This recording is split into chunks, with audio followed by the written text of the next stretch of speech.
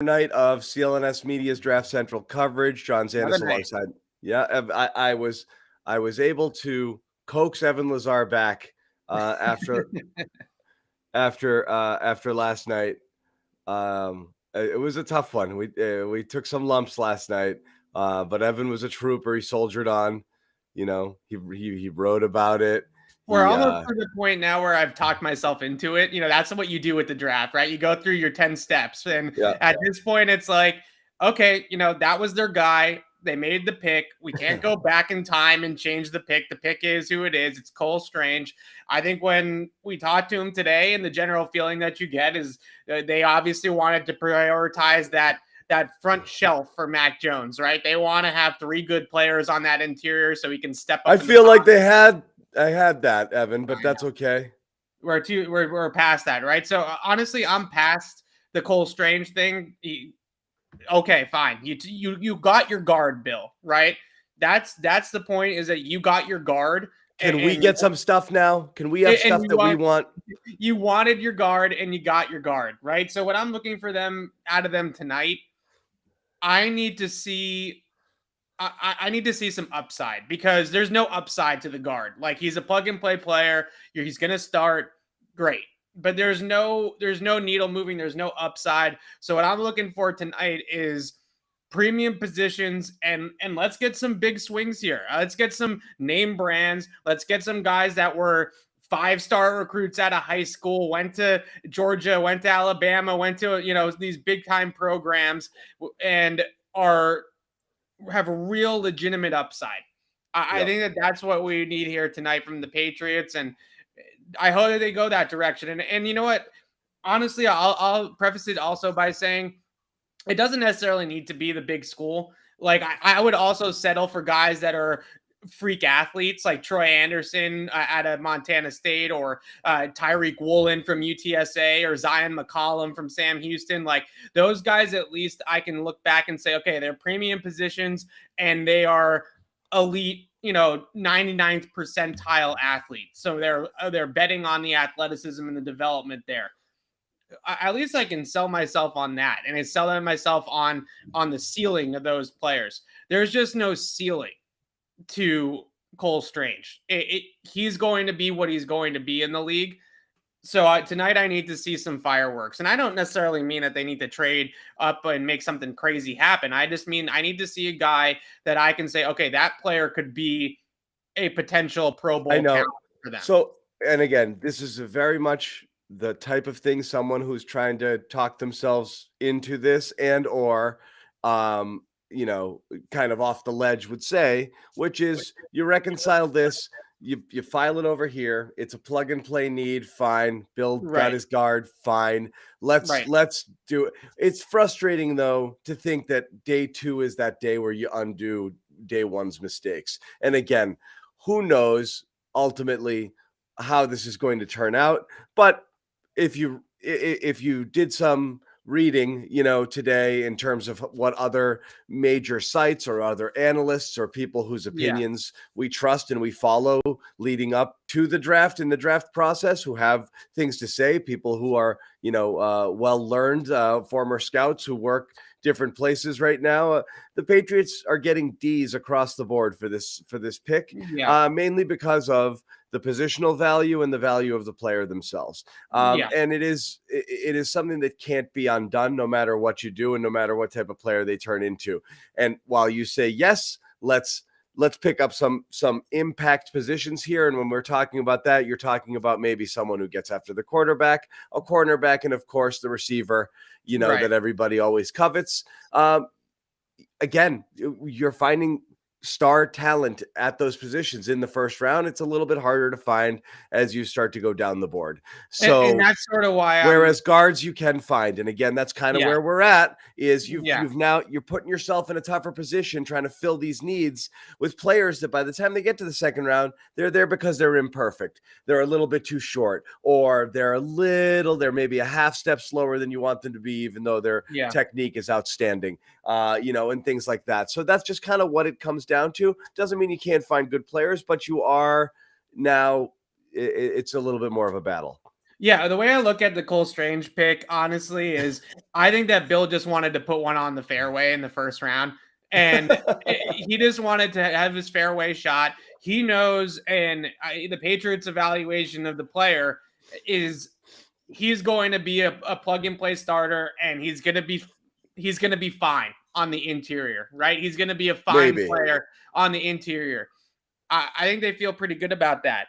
But again, what I come back to is what we talked about last night is that when you have this, and I think this is the best way to put it in perspective. When you have this 47-17 gap between you and Buffalo in the wild card round, Cole Strange does not make you any closer to Buffalo than you were yesterday before the draft, right? Or 2 days ago, I guess, if you want to put it that way. That you're not anywhere closer to the Bills than you were 2 days ago. So people are missing the argument here. Neither Evan nor I care how good Cole Strange is. It still wasn't a good pick. That's the point. He could be outstanding. He could have been drafted exactly where a player like him should have been drafted. Forget Cole Strange should have been a third rounder. If Cole Strange was slotted to go between 25 and 30 and the Patriots took him at 29, Evan and I would still be annoyed because this wasn't an area that you wanted to address at that stage in the draft. That's all. Yeah. Just to make it clear, because I think people kind of are kind of just assume it means we think Cole Strange sucks. No, Cole Strange might be outstanding. We still don't like the pick. Yeah, I was out on guards, even if it was Zion Johnson. Bingo, right.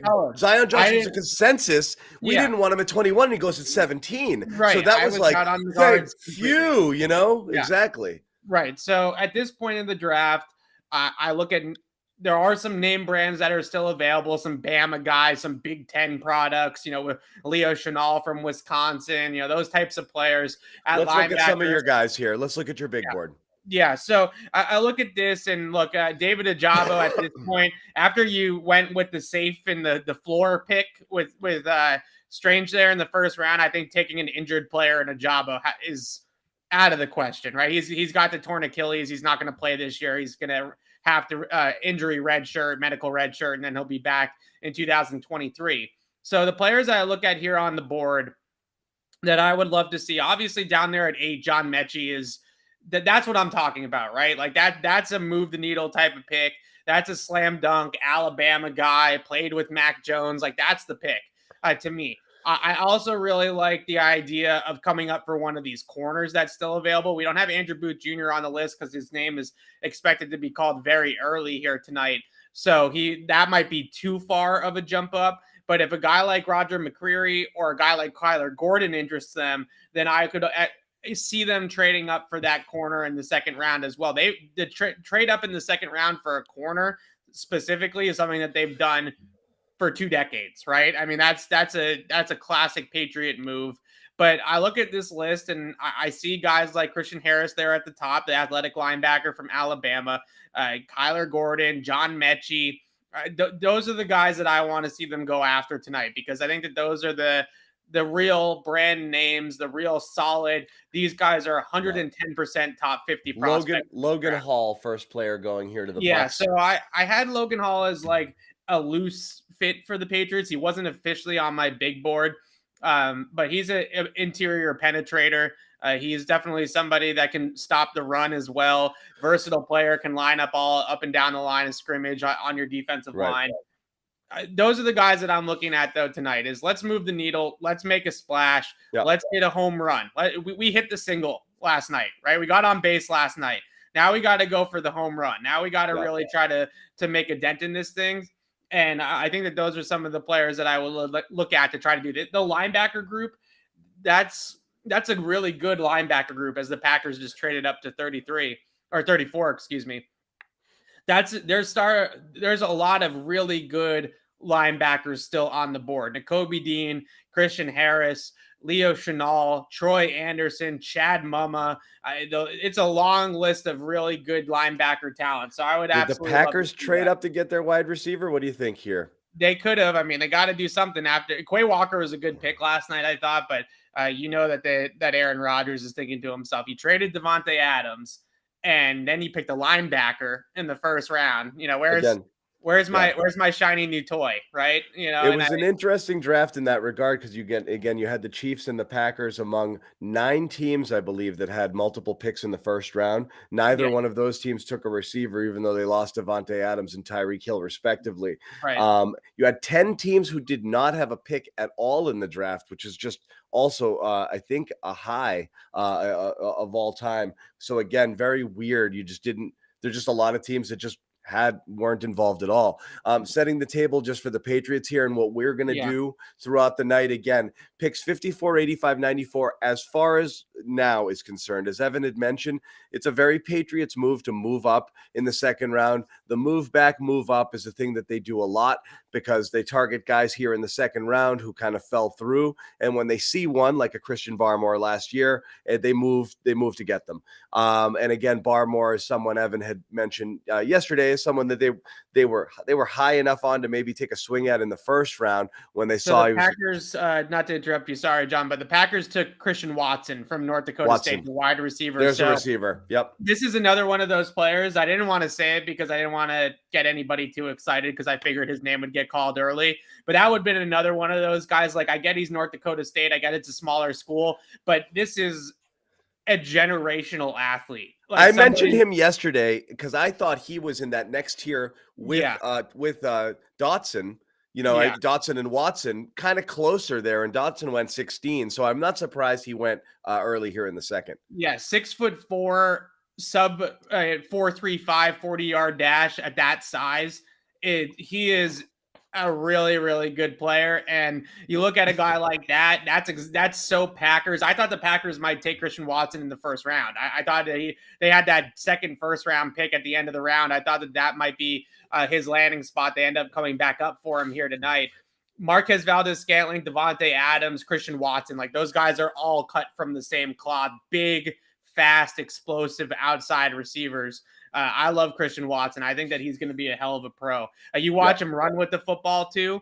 I mean, that guy, he's like a mix between he's like a more refined Cordell Patterson, right? Like he's got that gadget element to his game, but he's also a much better pure receiver than Cordell Patterson ever became in the NFL. So he's a stud. That Aaron Rodgers has got to be happy with that one. Yep. So there you go. And again, it's the movement involved with receivers here is again extremely interesting, where you've seen trade ups in order for people to get into position to take the players that they wanted to take here.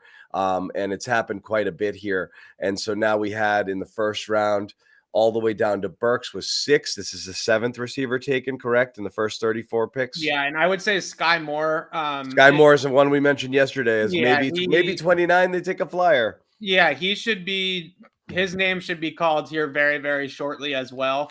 So I think you're going to see another one.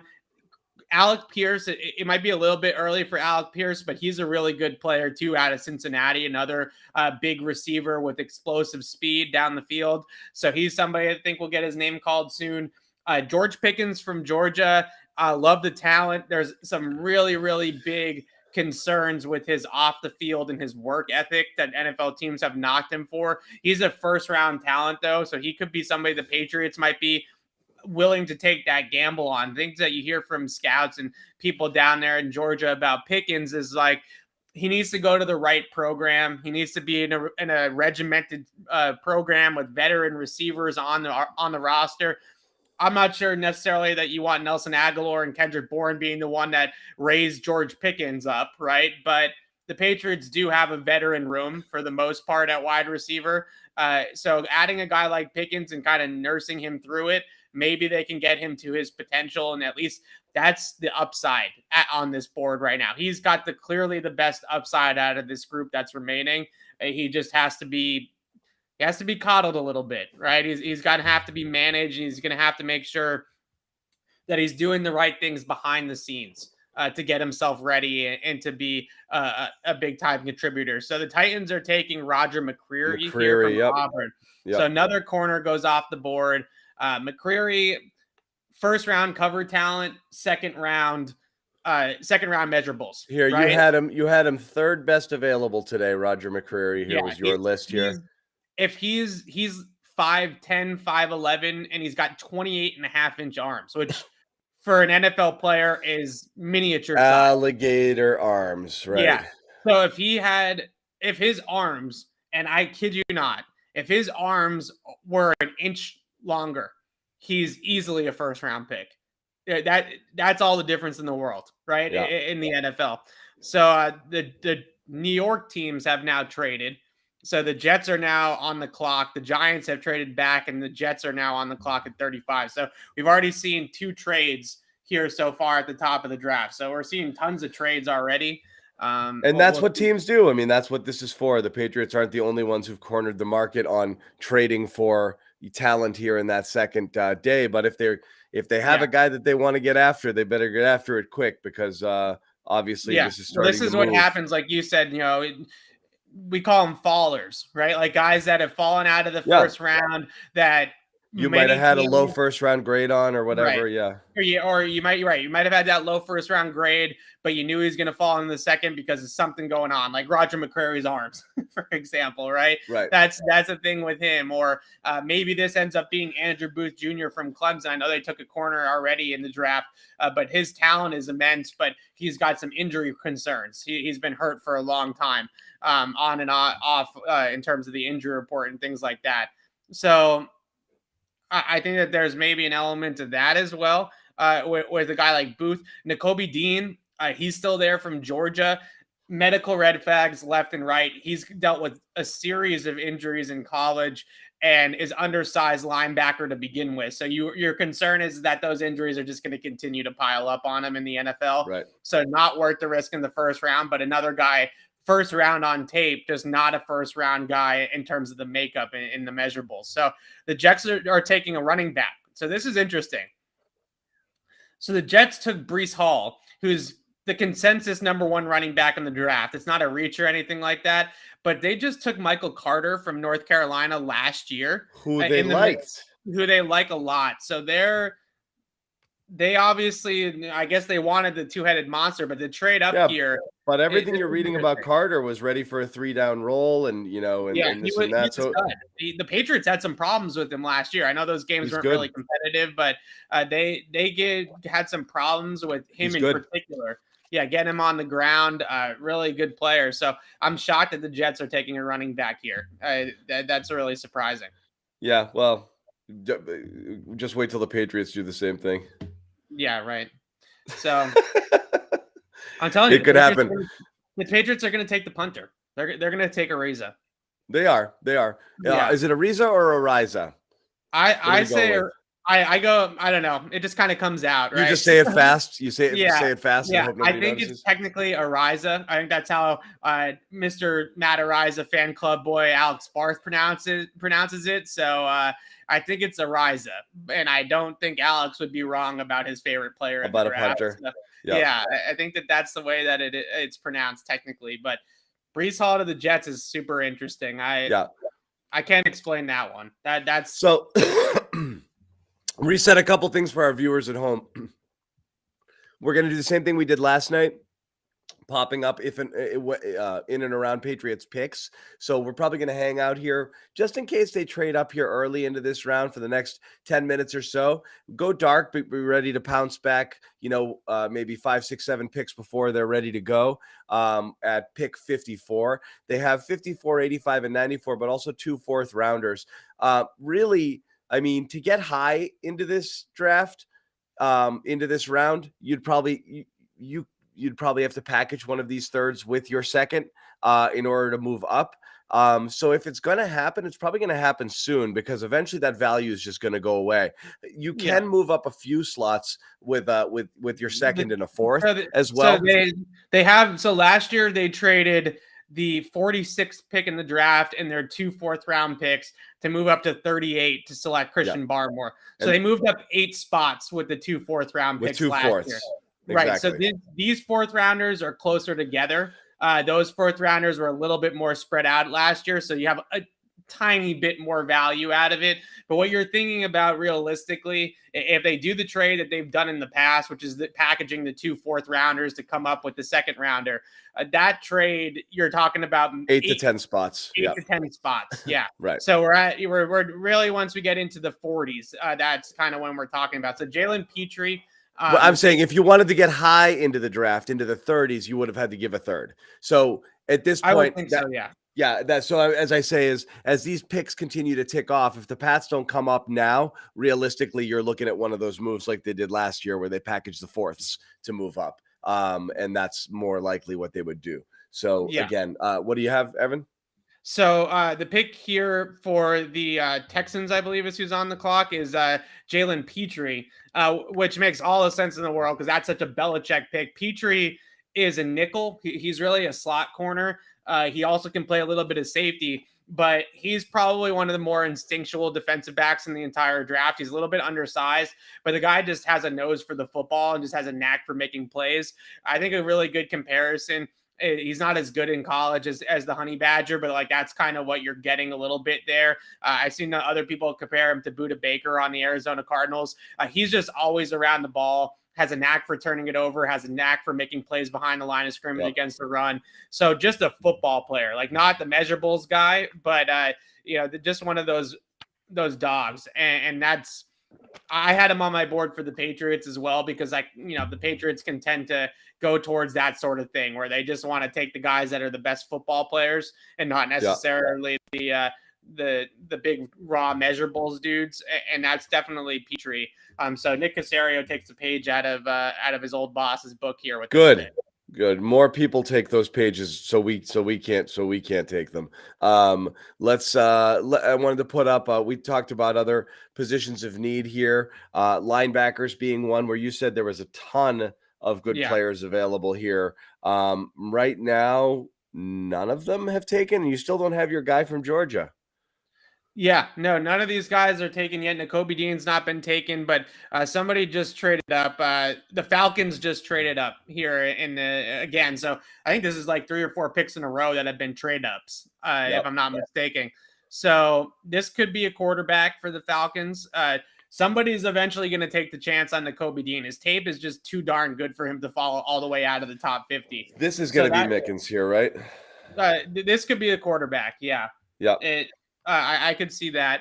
But yeah, look, I think that this linebacker list that you're looking at now is probably where the strength of the draft is at this point, just in terms of pure talent and depth and what's going to be available for the Patriots. All of these guys on this list right here, and I would say in particular, the top 5 names on the list are all guys that I think could make immediate day one impacts and be potential stars in the Patriots defense. So I'm not as high necessarily on Beavers doing that just because of some of his movements, but I think that all 5 of those guys have that kind of potential. And I would say in particular, 1 through 3, and then number 5 there, Troy Anderson, who I have a little bit lower than Beavers just because of the rawness and because of the level of competition he played at Montana State.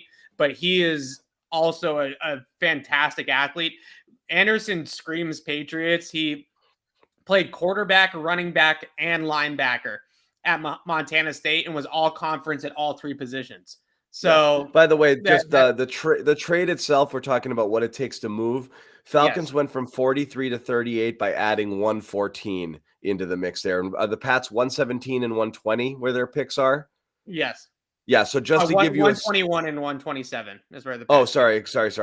So just to give you a sense of what it might take to move up 4 or 5 slots in that second round, we are looking at a 4th rounder there. So this is Arnold Abikete. I think Abikete, I think is how you say it, from Penn State.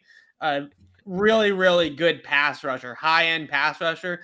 His game watching it reminded me a little bit of Josh Uche, which is why I didn't have him on the big board, because I didn't love doubling up on the Uche skill set, right? It didn't really. The guy they're not going to play. Yep. Yeah, he's a really refined and explosive pass rusher, but he's not really there at all against the run.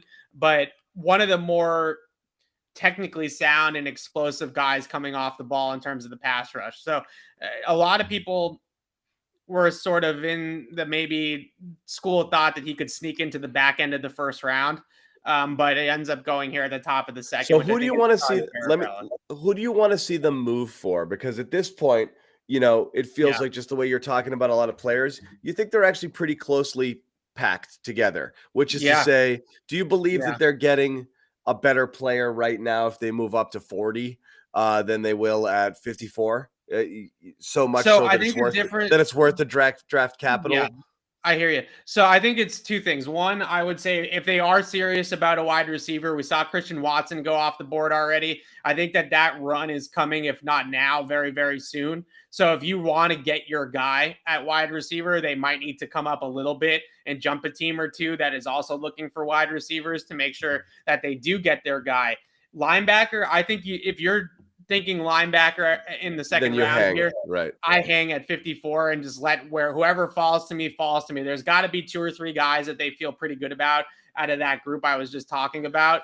And with Nakobe Dean still on the board, that also knocks another one of those guys down a little bit. So I hang at linebacker. Corner with McCreary off the board. Now it's the 2 guys that I think that could be rookie contributors or rookie starters at corner that are left. Well, I guess Booth is technically left too. But his medicals, I think, are just really killing him. But Kyler Gordon and Booth, I think, are the 2 only day one contributors. Woolen and Zion McCollum are straight high upside athletic freak grabs, right? Like they're Kyle Duggars, I don't think that they're polished, ready to play as rookies. Marcus Jones is a slot corner from the University of Houston. He's undersized. He's going to play inside. So he's not the true outside guy.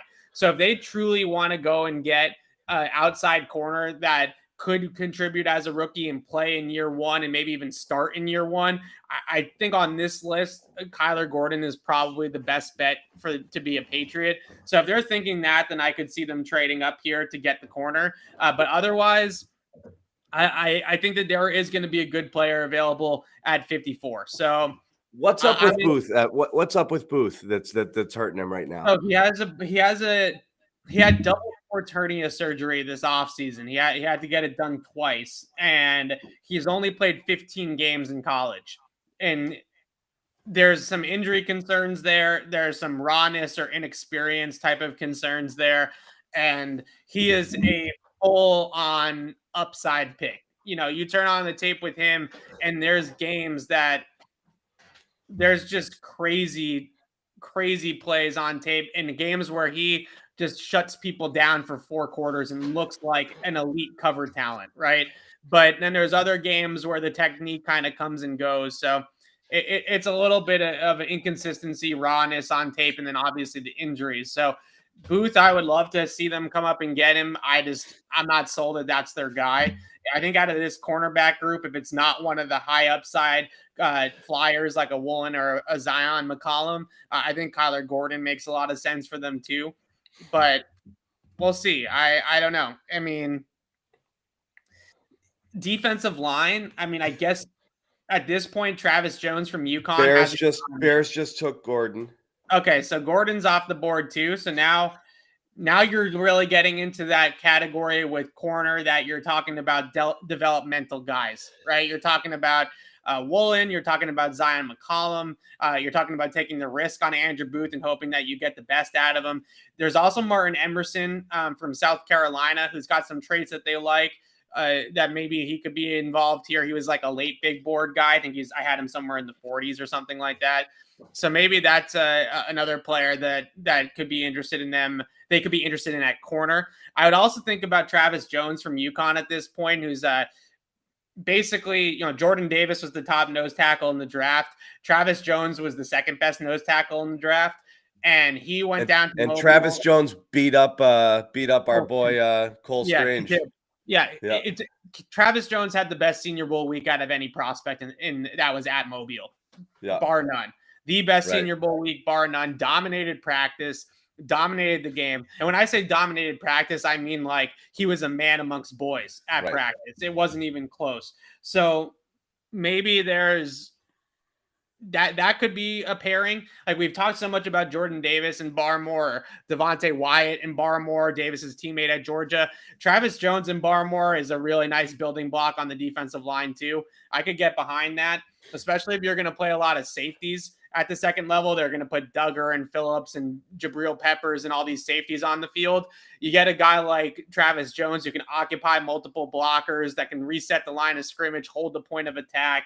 Now you can play 225-pound guys at the second level. You're not quite as concerned about doing that because you have the run stuffer up front to be able to hold off the offense there. So the Patriots had, they did that last year with Christian Barmore, right? They traded up. Right now, Travis Jones is easily the best defensive lineman still on the board. So that one I think could be a little bit interesting, a sneaky trade up here as well. Yeah, they love their Senior Bowl guys, and obviously, again, he had a really dominating week there, so we could see that.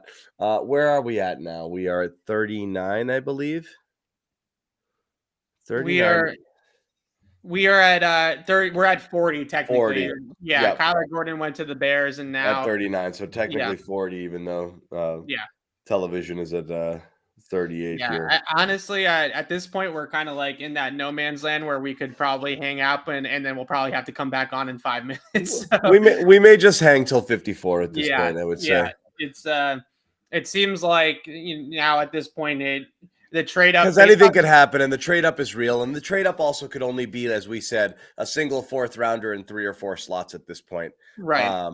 Right. Yeah. Just looking at some of the prices that have been paid from these other trade ups, teams moving up 4 or 5 spots just for 1 4th round pick. The Patriots are starting to get into the territory now where they got 10 picks still to go in the next 2 days. So they got plenty of ammo to move up this gap at this point. So the Kyler Gordon thing is interesting to me. His 40 wasn't great, 4.52.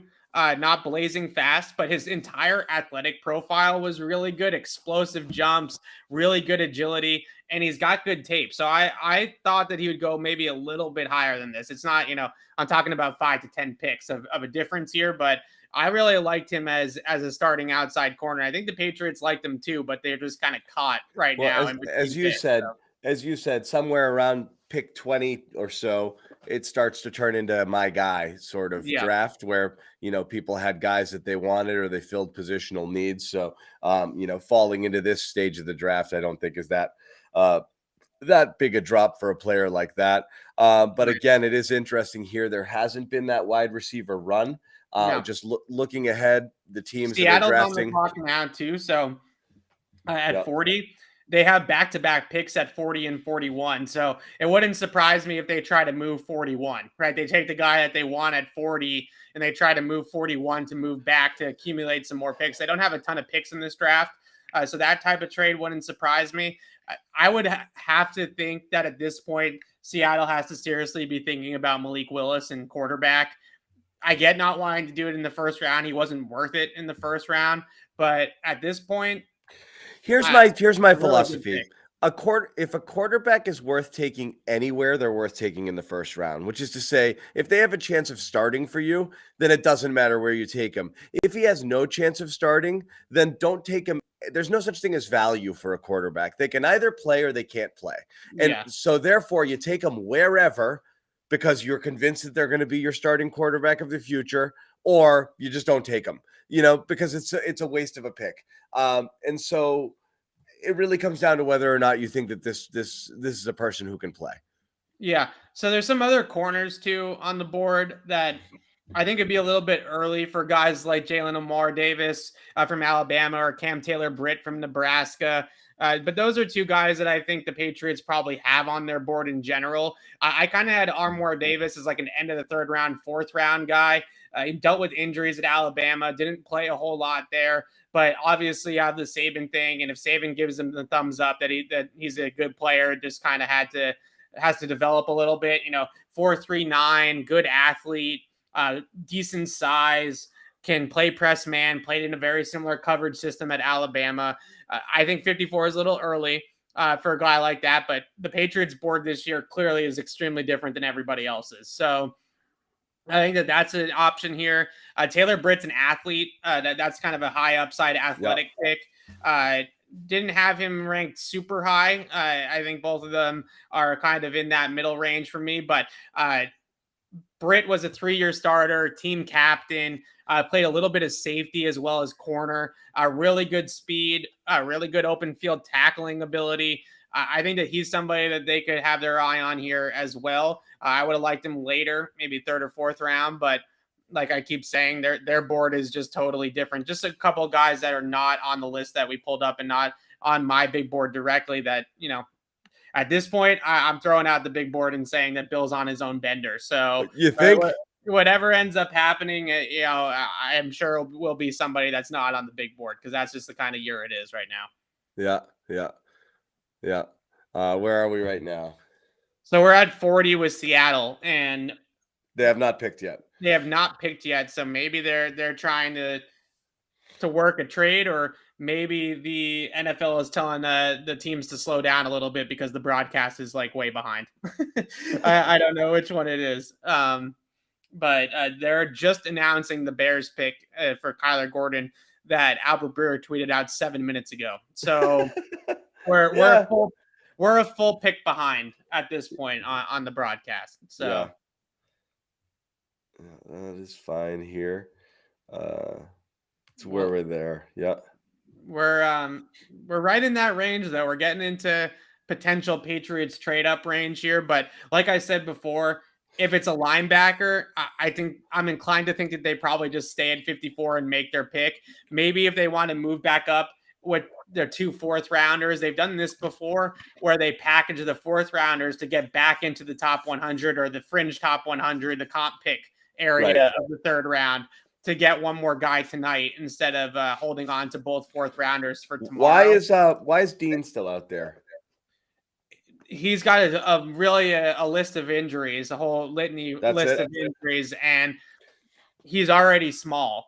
So when you're 5'11", 225 pounds, 230 pounds, and you've got 4 or 5 injuries already, you worry about that continuing in the NFL. You worry about his durability, play through contact, like all that kind of stuff. And you think Booth is the same here in terms of the injuries? Yeah, I think Booth is the same because of the injuries as well. That one we knew was kind of coming, that he was going to be out of the 1st round. I didn't think he was going to fall this far, but yeah, Kyler Gordon just went, so I think Andrew Booth Jr. is kind of the next corner to go here. Unless it's up to Bill and he just goes off the reservation with a pick. So we'll see. But here with Seattle, I have to think that they're trying to trade one of these picks. There's really no point in making back-to-back picks in a draft like this. Like, you might as well trade down with one of them and try to accumulate some capital. So I definitely think that they're probably trying to draft. Yeah. Snake draft. Take your back-to-back players and then just chill. But we'll see what comes of this. I don't know. I feel like it's got to be Malik Willis. Like I just can't really get my head around how they don't take a quarterback. It's a 2nd round pick. You're not mortgaging anything on Malik Willis. If he's not the guy, then you move on, right? I mean, it's really no risk here. I think for Seattle to take the quarterback, and Malik Willis isn't their guy. I'm really high on Desmond Ridder from Cincinnati, or Ritter. Okay, so it's not a quarterback. The Seahawks took Boye Mafa, who is on my list for the Patriots on my big board. He's essentially Kyle Van Noy to the Patriots, right? I think there he is, number 5. Yeah. I think he's a talented guy. I think that he's got some really good upside, and he's got that 3-way versatility where he can play on the line of scrimmage and he can rush the passer, he can drop into coverage, and he can play the run effectively. I thought that they would have an eye out for him just because of that ability to hold up on the edge at the point of attack, set a sturdy edge, but also give them something as a pass rush. And I really liked his tape and thought that the way that they asked him to play at Minnesota, just in terms of his stance and all that kind of stuff, that really kind of hurt him in terms of sack production. So I think he's going to be an even better pro He's just kind of scratching the surface of how good of a player he could be. He's a really, really good athlete. So I think that he's somebody that could get even better. So I can't believe. Yeah, go ahead. Go ahead. I nothing. Sorry. I just reviewing some of the picks here. I just really can't. I thought the Jets had a really good day one. I just can't believe they drafted a running back here. But anyway, go ahead. Yeah, that one was that's a shocker for sure so far. I can't really wrap my head around that one either. That is, inherently it's a Kyle Shanahan disciple. So inherently they want to run the football, but you don't necessarily need to have two backs to want to run the football, right? Like you can have multiple backs. Now, the only thing that I can think of is Michael Carter is a little bit more of like I don't know if he's a workhorse. I don't know if he's a guy that you're going to give 250 carries. He's built more like a finesse back that's got good agility, good contact balance, good receiving skill. But I don't know if he's necessarily the 250 carry guy. So maybe they feel like they need to split up the carries. But Breece Hall and Michael Carter are like staring in the mirror at each other, like they're like the same player. It's a very redundant skill set, but maybe they just feel like they're just going to be interchangeable with those guys and just flip them out. I'm shocked that Nakobe Dean's still on the board. I know he's got concerns. I know the injuries are real and there's a litany of them and his size is a concern, but his tape is just so darn good. And it's shocking to see him drop into the 40s. It really is. And at this point, you just don't even know when the run's going to stop, right? It could keep going. So it's very interesting that he's still here. And at some point, like he does feel a little bit like a Bill guy. I mean, I was describing him to you last night. He's got that kind of cerebralness that I'm just going to eat up the playbook, right? Like if the Patriots give Nakobe Dean their defensive install tomorrow, he'll have it figured out by Monday, right? Like he's that and kind Seattle takes a running back with their second pick here. Interesting. So the running back run is starting maybe a little bit here with Breece Hall going a little early. I understand the running back desire in the second round because obviously the position being devalued to the point that it is, you're getting stars, but you also a good player. And it's a good player. So you're getting top of the class here. And these are extremely good players. There's just not a premium on running backs anymore, but you pretty much know you're getting a good player. So it actually feels like a safe pick in the second round. But again, it's not like they've got, any barn burners here, but you've got Chris Carson on the roster. He had the neck issue last year. His future's very much in doubt. Rashad Penny filled in extremely admirably down the stretch. Rashad Penny he's their version of Sony Michel, right? I mean, they drafted him in the first round and he really hasn't been. He hasn't, but he finished like gangbusters for them down the stretch, and thought maybe that it might have been his backfield this year, but again, it's enticing because the players are so good. For a team that has as many needs as Seattle has, running back is also a really strange choice here. It is a little bit, but I kind of like what teams are doing in general that need quarterbacks, because Seattle in the first round took Charles Cross, who's one of the best pass protectors in the entire draft. Now they come and they get Kenneth Walker, who's one of the best running backs in the draft. And again, you still have DK Metcalf. You still have Tyler Lockett on your roster. You get Noah Fant in the Russell Wilson trade. Next offseason, whether they draft a quarterback in the first round or one of these veteran quarterbacks that gets unhappy and wants out is on the move, they have ammo and they have the ability to go out and get that quarterback. And it's not the quarterback. Yeah. I again, my belief is there's no such thing as value at the quarterback position.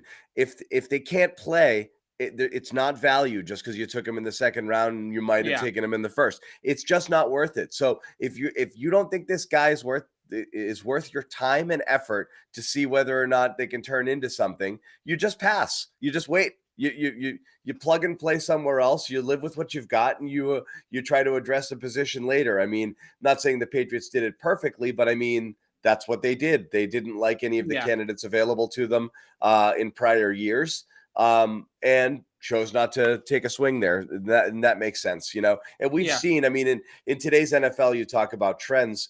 What's the last player taken outside of the first round who's been successful at this point? Probably Russell Wilson. Dak Prescott, maybe. Yeah, Dak Prescott. It just doesn't happen really. It's just not a thing anymore. So that's because to their credit, and I know sometimes we come on here and act like we know better than these teams drafting and stuff like that. You do. I just kind of follow your energy. To the league's credit, I will say, I think that the league has actually gotten better at scouting quarterbacks. Like you don't see the Christian Ponder picks anymore. You don't see the Blaine Gabbert picks anymore. When they take quarterbacks early in the draft and they take quarterbacks night 1, top 10, top 15, those guys can play. Like those guys are premier talent quarterbacks that are worth those picks. This is a draft to me that, 5 to 10 years ago, you would have seen somebody like Malik Willis go too early. You would have seen somebody like Desmond Ridder go too early because they just were grabbing the position. And now I do think teams are a little bit more aware. And I would also say that although for the most part you do need the quarterback to win the Super Bowl, a lot of teams have been very competitive with average quarterbacks, right? I mean, teams have been able to kind of get close without the Aaron Rodgers. We call that the Jimmy G principle, right? Yeah, the Jimmy G principle, the Jared Goff, they almost win a Super Bowl with Jared Goff. You can go on down the line recently. It's not all Nick Foles wins a Super Bowl, right? I mean, so I think that there is that element. Though Nick Foles was playing at an elite level during that run, even though he was playing above the Nick Foles head. But yes, of course. Whereas Garoppolo and Goff played like Garoppolo and Goff. Right. Yeah. And ultimately Goff being Goff is what cost them that Super Bowl. But yes, I mean, look, same with Jimmy G, honestly. And same with Jimmy G. Yeah. Yeah. So, you can't get over the hump with those quarterbacks, but I think you feel like you can get close. And again, I think what I would do if I'm Houston, if I'm the Giants, if I'm the Seahawks, I would do what they're doing. I would take the tackles. I'd make sure you got the left tackle figured out. I'd get a receiver. I'd get a running back. And I would make it so that if somebody gets unhappy. Booth, there goes Booth, 42, Vikings. So Booth to the Vikings makes a lot of sense. That's their type of guy. They tend to go after these kinds of players. I know this is a new regime, but I feel like that's definitely their type of guy. I'd also say that regime is very influenced by the Rams type of thinking.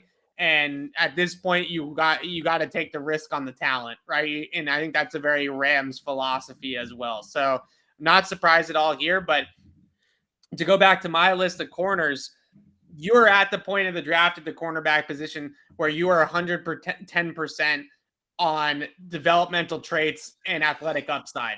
None of the guys that are available anymore have day one starter kind of tape. Right. These are all developmental plays. These are all guys that you hope in a year or two are going to be starting corners. Again, Zion McCollum to me is like the corner version of Kyle Duggar. Like small school guy, destroyed the combine, good at the Senior Bowl. He's that kind of guy. And they took Cole Strange, who's kind of also that kind of guy, just at guard. So maybe this is one of those types of drafts for Bill Belichick where he's just going all those types of players. But at this point at corner, you've kind of lost, to me, you've kind of lost like the instant impact outside corner. I don't think that guy's on the board anymore with Booth going off and Kyler Gordon going off a couple picks earlier. So what would you have done, Evan? And I know it doesn't matter at this point because he is gone, but had Booth been still sitting there at 54, you think the Patriots I would have taken him in a heartbeat, but I'm inclined to think that the Patriots would not have because I think if Bill Belichick was into Andrew Booth, then they would have taken him last night. So I don't know. I'm inclined to think that the Patriots probably wouldn't touch Andrew Booth. Whatever the injuries, Clemson, those types of things, I think turns them off. Yep.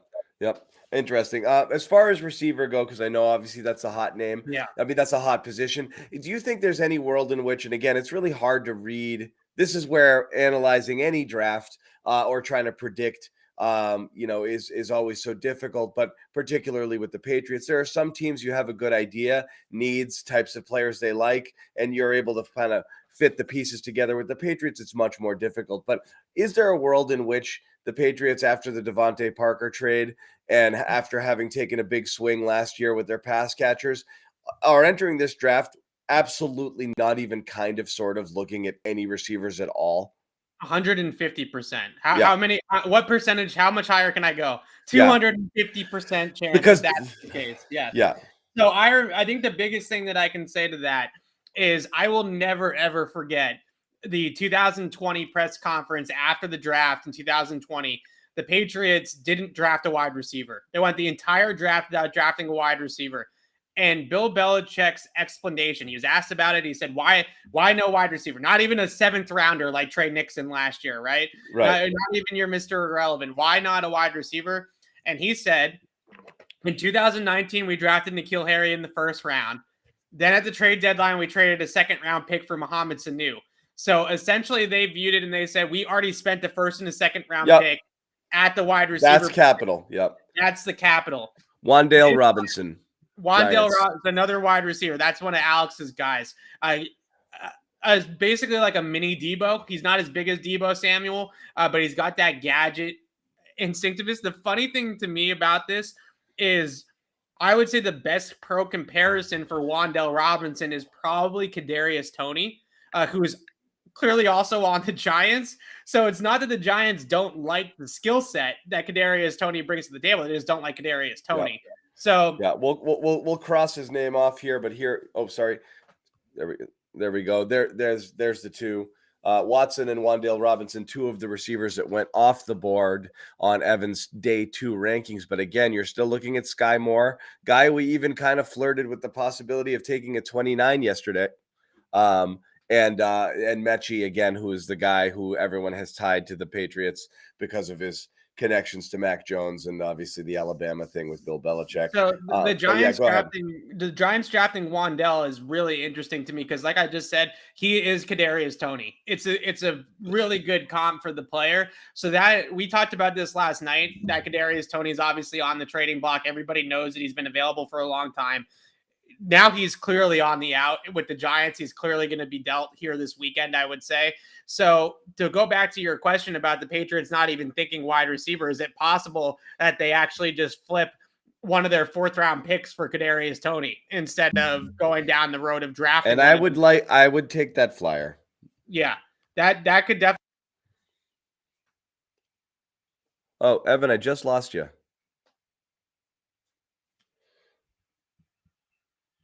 I'm not sure if it's just me, but go ahead.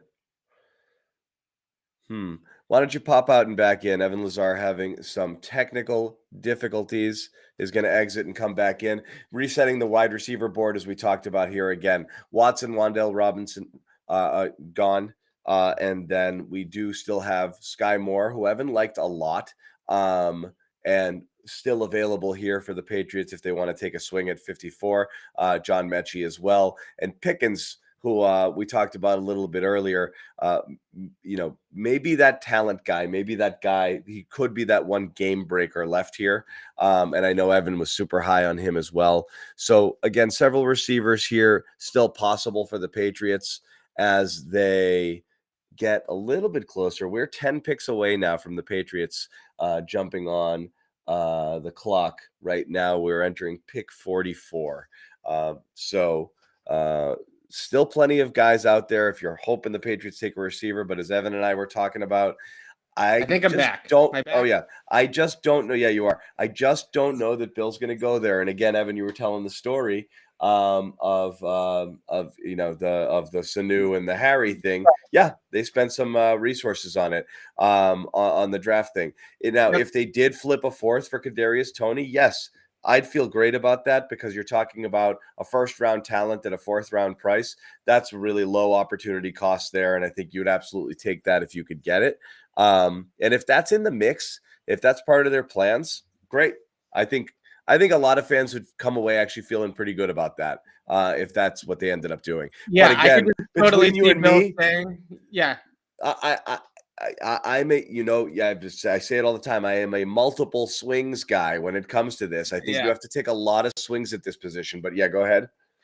I just think that Bill, if you ask Bill at the end of this draft if they don't take a wide receiver, he's going to say, well, we paid Nelson Aguilar and Kendrick Bourne last offseason. True. We traded a future 3rd-round pick for Devontae Parker. Like, how much more do you want us to invest at wide receiver? That's I think that's going to kind of be his opinion on it, right? And the reality is, right now there's 4 receivers on the roster that Bill likes. Or two he acquired last year. I know Aguilar. I don't know how much he likes him, and if they've soured on him altogether here. But obviously made that move for Parker. But obviously he likes Jacoby Myers as well. So I mean, there's I'm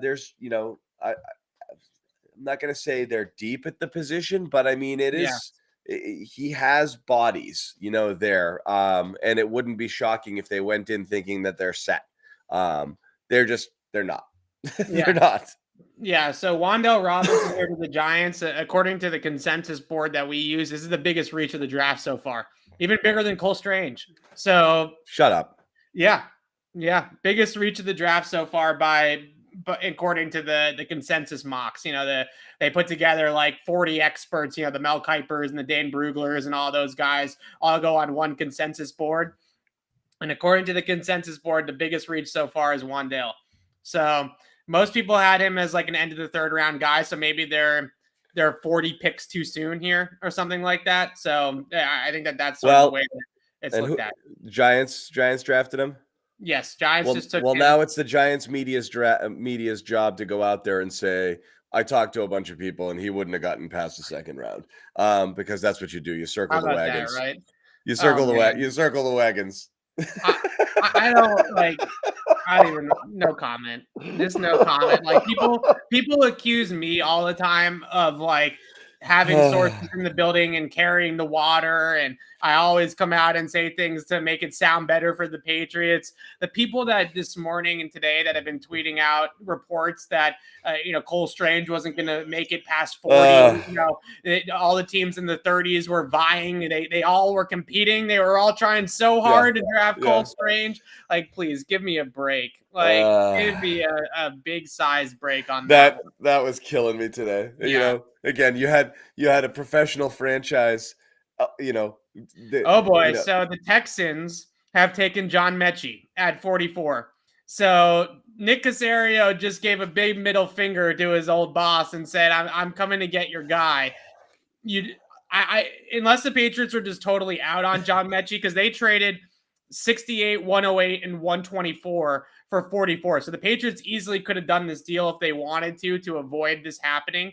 My guess is that maybe the Texans knew that and knew that the Patriots might be in on this, and so they slide up the board a few spots here. I think the Texans were probably like, he's not going to make it past Bill at 54. So if we don't make a move here, then we're going to have to make something happen. Now, I will say, I understand we all wanted John Mechie. I love the idea of it too. I love the idea of pairing him with Mac and doing the Joe Burrow to Jamar Chase thing with him and that whole idea. Loved it. But don't panic about wide receiver just yet if you're really that clamoring for a wide receiver. I love Sky Moore. I love Alec Pierce. I love George Pickens. Those guys are all still on the board for the Patriots. There's still a lot of wide receiver talent left on this board if New England wants to go in that direction. But again, the reality is, Evan, you do it here or it's not happening. And so, even like Khalil Shakur is probably from Boise State, who I know that they're pretty high on internally. That's somebody that is probably a 3rd round guy. But at this point in this market, he's probably 54, right? Like, that's probably the world we live in. I would absolutely love to see them come away with Sky Moore. I think in a lot of ways, Sky Moore might even be a better prospect than John Mechie was. I just love the idea of the chemistry and the knowledge of the offense and things like that. I think that put it over the edge for me with John Mechie. But Sky Moore ran a 4.41, runs great routes, really sudden, really quick off the line of scrimmage, great with the football in his hands. He's somebody that I think would be a real impact receiver for the Patriots and be a lot of fun to put in this offense. So I would love to see them go after Sky Moore. George Pickens is a fantastic talent, but he worries me with the work ethic thing because I like Pickens, but yeah, I understand that. Yeah, if you're with Pickens, my concern is obvious. If you're going to be a good receiver for the Patriots, you got to put the work in, right? Like you got to be willing to put the work in. You got to be staying the extra hours. The two guys that I always go back to, with Jacoby Myers, I think, Gunner obviously is not here anymore. Jacoby Myers, I remember his rookie year talking to him off to the side, and he was saying that after practice and after meetings, he would go upstairs. The Patriots have what they call a I'm forgetting what they call it, but it's basically like a small patch of turf. It's like 10 yards of turf. And he would go up into this room, this small turf room with Troy Brown, and they would do another hour of technique work. And I think in order to be a great receiver with the Patriots, that's the kind of work ethic you want to have. And out of that group, Myers and Gunner were doing it. Guess who wasn't doing it? N'Keal, right? N'Keal Harry wasn't a part of that group. So that's the concern that you have with a guy like George Pickens and some of the work ethic things that you hear is if he's not going to put in that extra 2 hours at the end of the night, like Jacoby Myers did, then you start to worry about it a little bit. So what about the other guys here? And again, I know what is it you like about Sky Moore's fit? To me, Sky Moore, best pro comparison. He's not as jitterbuggy as Julian Edelman, but I see a lot of Julian Edelman in his game. He's like kind of like a more vertical version of Julian Edelman in terms of his route tree. But when you watch him come off the line of scrimmage and the moves that he makes in his break, he's really, really shifty and really, really nuanced in that phase of the game. Great release package, maybe some of the best feet out of any receivers in this draft. And he's just really quick, really sudden, really explosive cuts. And you look at all these types of things and you see a player that really would excite you in the Patriots offense. And then after the catch, he's very, very good with the football in his hands. He's got, remember Edelman would kind of have that like slithering sort of mentality about him after the catch where he'd bob and weave and duck under tackles and stuff like that. I see some of that with Sky Moore. Alec Pierce is one of my draft crushes. I absolutely love him from Cincinnati. Big outside receiver, but ran in the low 4.4s, has a 40-inch vertical jump as well to win the ball down the field. He's got all this skill and all this talent. You turn on the tape against Notre Dame and Alec Pierce just goes to work against that secondary. That nobody in Notre Dame could cover him in that game. He was an absolute demon in that game. Khalil Shakur from Boise State, also kind of their type, versatile player, can play him out of the backfield some, can run him on end arounds, jet sweeps, that type of thing. Slot receiver, most likely. He's got good vertical speed. He's somebody that can get up the field. I think that those are some of the guys here that I would be interested in as well. And one more name that's not on the board that I'll throw at you is Danny Green from SMU, who I was late to studying him. But he's a really, really fun player. Low 4.3s guy, like 4.33, I want to say, in the 40-yard dash, and it definitely shows up on tape. His game against TCU was dominant. He can run away from the defense. Another guy that when he gets the football in his hands, he's got another gear. He just really is a very, very explosive player out there. This draft, the Patriots... Ojabo here to the Ravens. Yeah. Okay. Had to come eventually. The Ravens are a good fit for him, I think, because they get a player there easily that would have been a top 20 pick if he was healthy. He tore his Achilles at his pro day. A really unfortunate story.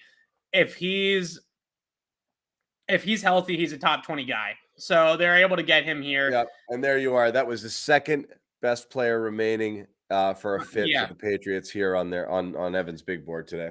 Yep. So I think Travis Jones from UConn is one that's also kind of staring at me at this point. And I think a lot of people in the chat here are very into Travis Jones as well, Evan. Yeah. Before you get into this, I did want to ask. Well, go ahead. You tell me about that, and I have one more question. I want to circle back to the receiver thing, but go ahead. Yeah, all the reasons why everybody wanted Jordan Davis on the Patriots. Travis Jones isn't as good as Jordan Davis as a prospect, but he's maybe 75% as good, right? I mean, he's in that vicinity, and you get a player in that is a pure nose tackle. I mean, he's more. Jordan Davis is kind of his own thing. I can't really think of a great pro comparison from Jordan Davis, maybe like a Fletcher Cox or somebody like that, but he's just like a freaking nature. I would say Travis Jones is closer to maybe like what Vince Wilfork was. Right. So Well, that's pretty high praise, obviously. yes. Comparing to Vince Wilfork. Want to just kind of reset where we're at here. And again, Yep. we're 15 picks in. Patriots have not traded up, and this is something we thought that they might do. The deeper we get here, any sort of trade up would look like it's of the smaller variety, like 3, 4, 5 places, Right. which they could probably do at the cost of just throwing in one of their 4th round picks. So that's something that they could do if they see a player here. When we were talking about the receivers and just kind of where people are going, and I think one thing we've learned this year, and I think this is the direction that it's been headed, is just the value of receiver and drafting them early. I Yeah. do believe that next year everybody's rankings are going to be are going to reflect that, and it's going to be a lot different because a lot of these receivers that had 3rd round grades or late second and this and that, they're just going to get grabbed much earlier than they were in the past. And we've seen that happen, as we saw, obviously, with Dotson, who went 16, and Treylon Burks, who you thought might fall out of the 1st round, went 18. Right. And then obviously here you've got 3 receivers gone in the first 7, 8, 9 picks here. That's just what's going to happen. We're looking at 10 receivers, I believe, or is it 9 or 10 total right now? And a couple more are going to go as well. And that's just how it's going to go. I think you're going to be seeing 10, 12 receivers go among the first 50 picks almost every single year from here on out. Yeah, until it gets to the point where it's like running back and they're just a dime a dozen. Right, which is possible when there's so yeah. much talent, and then you're getting the pool is so large that you can grab impact guys in the 4th. But right now, just not only is it an important position, but it just gone are the days of having to wait for the year 3 jump on a receiver on in the investment. I mean, you're seeing guys coming right out of college and being able to contribute right away, and by their 2nd year being stars, if not in their 1st year. So again, this is just a thing. This is the new way. And again, this is the thing I lament, going back to that N'Keal Harry draft where we talked about, and just, we've spent our time on receivers. Those couple of drafts where they just punted when they needed them so badly, these were just really missed opportunities to load up. And now the entire league is like, oh yeah, receivers are important. Let's go get a bunch. And so when the Patriots are left holding the bag at 54 and 12 receivers are off the board and they didn't move, oh, well, shoulder shrug. It is what it is. And again, not only are they being drafted, people are paying a premium to move up to get them. And that's the new reality in the NFL. Yeah, I'm with you. And it's going to be interesting to see if Bill feels the same way. That's for sure. At some point you wonder, is it stubborn at this point? Like, this is obvious. No, I think one of the best answers that Matt Groh gave us a couple of weeks ago, and we spoke to him, which I thought was so spot on. And somebody asked him that exact question that you were talking about how are wide receivers coming in and making such an instant impact? Because that maybe 10 years ago, that was a position that took some time, right? It took some development. And the one thing that he said is he pointed to the 7-on-7 camps that are going on around the country now, starting really at the elementary level, like, definitely middle school. Some areas of the country, Texas, Florida, California, some of these hotbeds, they start these kids in like the 5th grade with 7-on-7. So you just have a lot more kids that are growing up catching the football and playing in the passing game a lot more, because in 7-on-7 you don't have linemen, you don't have, it's all just passing game. So there's so much more of that going on that now these kids are coming in to the pro game and eventually through college to the pro game, and they're just so freaking polished because they've been running routes and catching passes and running a route tree since they were in the 6th grade, which just wasn't the case 20 years ago. And I thought that was such an insightful answer as to why this explosion of wide receivers has really happened. And at some point, we've talked about this so many times, and I feel like a broken record talking about it. At some point, the Patriots have to stumble into one of these guys, right? Like, you just have to take a chance on somebody in a top 100 situation. And at some point they'll get Deion Branch in here. At some point they'll get, the next, another good receiver that, and finally hit on somebody in the second round. Like, it's just as high of a hit rate as that position has now. It's literally statistically impossible for them to keep stinking at it as much as they have, right? No, I know, and that's the thing. The hit rate is higher than it used to be. It's sooner than it used to be, and obviously the positional, the impact comes sooner, and the positional importance. Right. That you need it. You need multiple players at this, and then the fourth one is just how freaking expensive they get if you don't draft one. And that's the other thing that's really hanging in there is you either go spend $25 million for a top end guy now, or you spend 12, 13 for a Nelson Aguilar type. That's not good business. The good business here is to draft and develop guys, which means you need multiple and you need to keep turning them out. It's got to be a factory. And that's why, again, I say not just draft, one of your first two picks almost every year should be at this position. And it is, it's really frustrating that they've missed. They're so far behind. It's going to take them 3 drafts to catch up, Yeah. So 2 big board guys on the defensive line just went off with 46 and 47. So Josh Paschal from Kentucky, can't block him. Like, the guy is just one of those dudes. He's not on this version of the big board, he's lower on my rankings. So a little bit higher than I thought he was going to go. But he's one of those guys that my comparison was Trey Flowers to Josh Paschal, because he's just he's really slippery. He's just a hard guy to block, and he's really instinctive, and he knows how to defeat blocks. The other guy is Thad Mathis from Alabama, who played on the line with Christian Barmore, and then kind of more or less took over Christian Barmore's role last year for Alabama. He comes off the board here too. So Travis Jones is falling, and I think the one thing that I would mention about with Travis Jones that I think is important here, this is truly not, this is rare nowadays. This actually happens to be a very, very good nose tackle draft. The nose tackles go 7 or 8 deep in this draft, whereas most of the time there's like 1 to maybe 3 good nose tackles, like 2 gapping, Vince Wilfork, eat blocks, like that type of nose. And this is why there hasn't been a run. People in the chat are asking, why aren't linebackers going? Why aren't D tackles going? It's because kind of people are like, I guess I can wait, right? Like these other positions are more of a premium. I can still get a guy if I hang out a little bit because there's so many people. Yeah. So I think that Thad Mathis and also another Alabama defensive lineman to Washington, which is, shocking. They've got like 6 of them already. So why not add another one? He's a good player too, coming here off the board. But Travis Jones, to me, the reason why he's really not a passing downs player. He showed a little bit at the Senior Bowl that he can win in pass rush situations one-on-one, but you're really ideally thinking of him as a rundowns player, probably first down and short yardage is where he's mostly going to play. So I think a lot of teams are going to look at Travis Jones and say, we could draft Travis Jones in the 2nd round, or we could draft Marquand McCall from Kentucky in the 6th round and probably get the same playing time out of both guys. So what's the point there? Now, the Patriots might look at it differently because they're the Patriots, and they might say, well, Travis Jones is a much better player than Marquand McCall, which he is. So maybe the Patriots find that value there where they say, well, this is now value because you guys have let a top 50 player drop all the way to 54. This is now value. So maybe that's the way they go about it too. Yeah.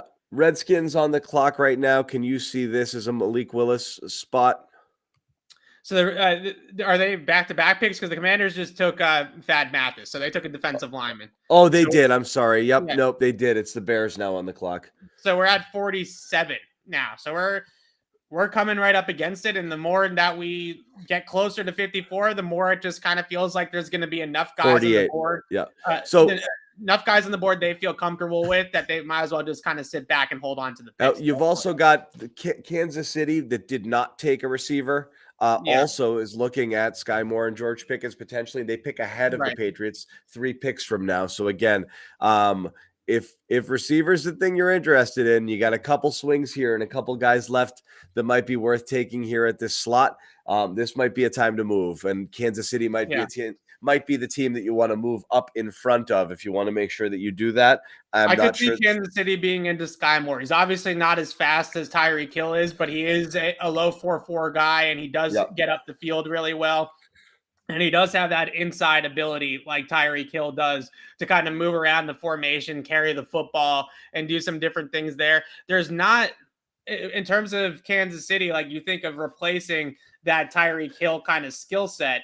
I'm not sure that player, I mean, maybe if we go a little bit deeper in the draft and just go for pure speed, guys that just tested really well at the combine. There's never been an NFL player like Tyreek Hill, so there's no reason to think that you can replace it. They just need more people who can. Their problem last year was they were so reliant on Hill and Kelsey, and they weren't able to spread the ball out to other players. So they need multiple options to replace Hill. It's not going to be one guy. I wonder if their guy would be somebody like Taekwon Thornton from Baylor, who was, I believe, the fastest 40-yard dash time at the combine this year. It was something like 4.2. It wasn't the fastest, but he was among the guys to break the 4.2, get into the 4.2 range. He was 4.28 at the 40-yard dash in Indy. So if you're just looking for speed, I mean, that's your guy, right? I think he ends up sneaking in to the back end of the third round here at least, just because the NFL doesn't allow guys with 4.28 speed to last very long. I mean, it's just, at the end of the day, you got to be able to run. It's football, right? So as raw as he is, as his body type is really small, I think that the better comparison for him than Hill would probably be more closely to like Mecole Hardman or KJ Hamler in Denver. He's not really as physically imposing as somebody like Hill. So the Bears took Jaquan Brisker, safety from Penn State, and a guy that I didn't have on my board because of the Penn State thing with the Patriots and Bill Belichick, but another player that I thought maybe they'd be interested in, super athlete at safety. He's kind of like Kyle Duggar, so maybe that's a little bit redundant for them. So no love lost on Brisker. I mean, that's how many more of those types of safeties could you possibly have on your roster at this point? Yeah. So. All right. So Evan, are you prepared for there being 3 or 4 guys you feel pretty good about taking, and then having to look into your program to for the name of the person that I don't even have my report up anymore. The tab I have up is my actual spreadsheet, which has like 150 names on it, because I know for a fact that the Patriots are pulling a name. They're going to go so, and again, and I just want to prepare everybody for this. For everyone's going to have 1 or 2 names that they're going to be like, oh, he's still available, and your dreams will be dashed. No, I mean, like Sky Moore is on paper, like Sky Moore might actually be a better fit than John Mechie in a lot of ways for the Patriots at wide receiver, and they won't end up taking him, and they won't end up taking a wide receiver. I'll be stunned if he doesn't go to the Chiefs here, but Travis Jones feels like we're sort of in that territory though, where again, like last year, the Patriots end up getting the first defensive lineman off the board with somebody like Christian Barmore. I think that they could look at it similar with Travis Jones. Drake Jackson from USC is another name that I guess we could float out there too. He's not on my big board, but he's a player that kind of has some of that length and edge setting ability. I should say more like a pass rusher. The biggest concern I had with him, honestly, was that he gets moved out the ball with ease. Like somebody that really just needs to develop play strength and get more sand in the pants, as they like to say, because I love that expression. I got like 3 or 4 clips of him in a folder of just getting pushed 10 yards off the line of scrimmage by Pac-12 offensive linemen. So that's not, to me, he's like Uche or Winovich. And it's like, how many more times are they going to take that flyer? Like, how many times are they going to take that type of guy and have it not go well because they can't get him on the field? Right. Yeah. It's just, I don't know. So we'll see. But if based off of the Cole Strange pick, Senior Bowl seems like it's back. Not that it was gone last year, but I think Alabama was a bigger reason that they drafted Mac Jones and not the Senior Bowl, right? So Senior Bowl is back. So Travis Jones, Troy Anderson, Chad Mumma, all Senior Bowl guys. Zion McCollum, a Senior Bowl guy. Those are some of the players that were at the Senior Bowl I can think of off the top of my head. Alec Pierce might have been at the Senior Bowl. I can't remember. I think that he might have been there as well. So we talk about some of these Senior Bowl guys, and Bo Melton, Senior Bowl guy, way too early for Bo Melton, but what is done. Bernard Raymond, tackle, he's still there. Senior Bowl guy. If they double up on offensive linemen, then so help me God. But that's another one. I'm just naming Senior Bowl guys because clearly that's the most ironic thing about it is that Belichick wasn't even at the Senior Bowl this year. I know. So the Senior Bowl thing this year is being driven by Matt Groh and the scouting staff. So I don't know. I mean, there's no way that you take a guy out of Chattanooga and you don't go. He's got to perform well at the Senior Bowl to make a UT Chattanooga guy a first round pick.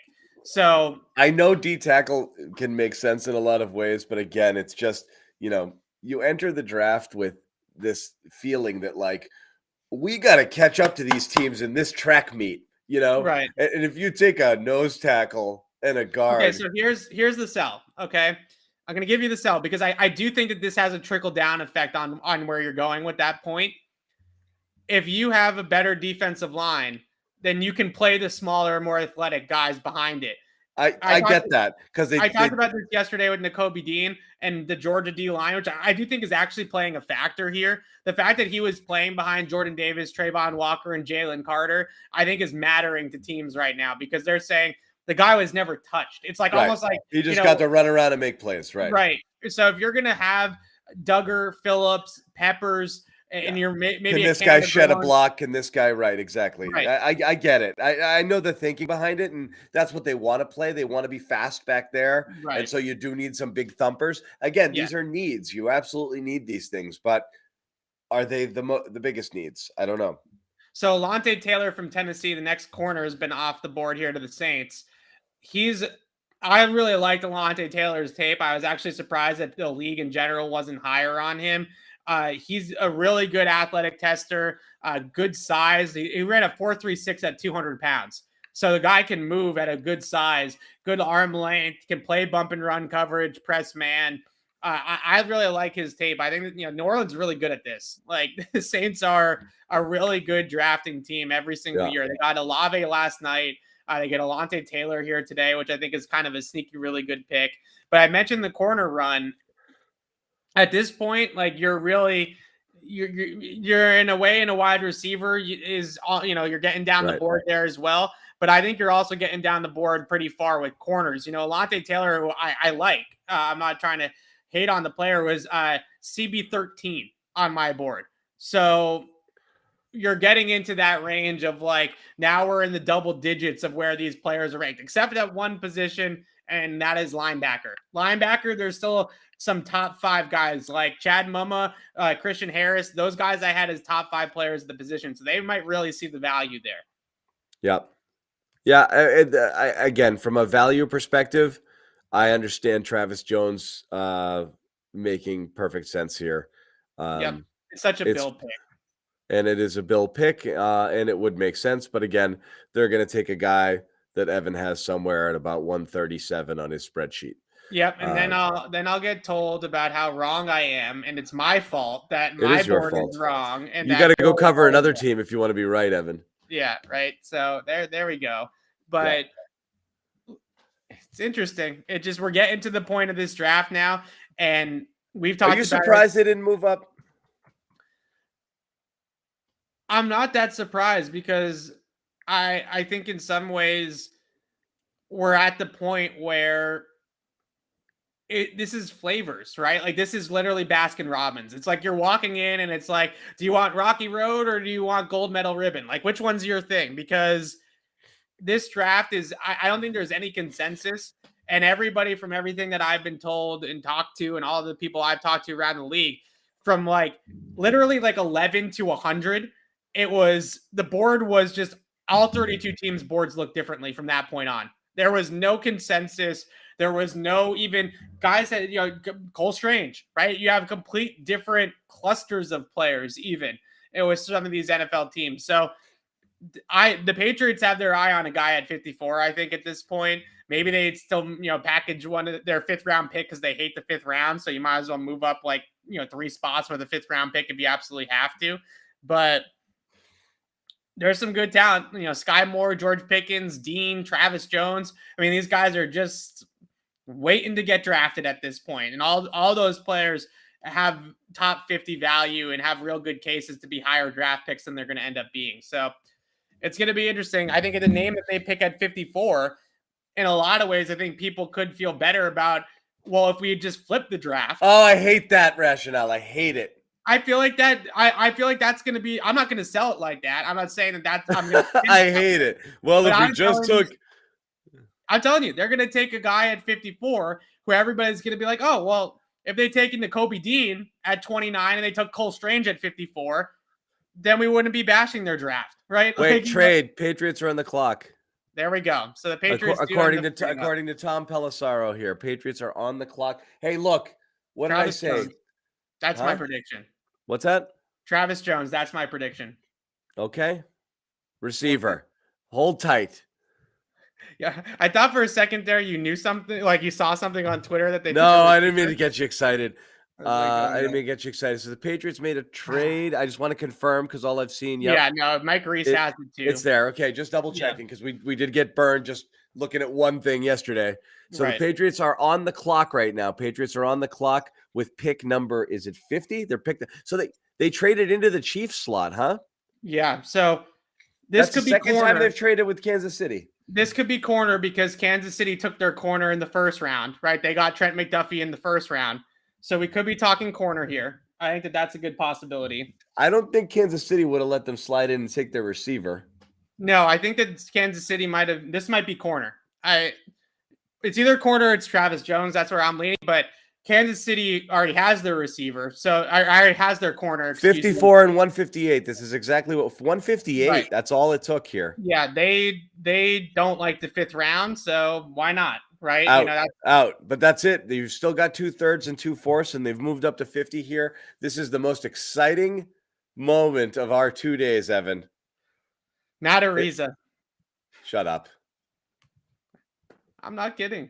They hate the fifth round, though. Don't say it until it's true. Because yesterday you absolutely just ripped my soul out of my body when you just go, okay, oh, so the Patriots did take, well, no, I'm not going to say it because this is Mike Silver reporting this, and I'm not going for that again. So I need to see another evidence here, but it's looking like the Patriots might have taken your wide receiver. Does not the wide receiver any of us thought. Now I see it in two different places. They have taken Taekwon Thornton from Baylor, who I just mentioned a few minutes ago, ran a 4.28 in the 40-yard dash. Now Albert Bird has it. So it's Taekwon Thornton. So they got some real speed. Now, when I watch Taekwon Thornton on tape, I think the biggest concern that I have with him is size. He's got a rail thin frame.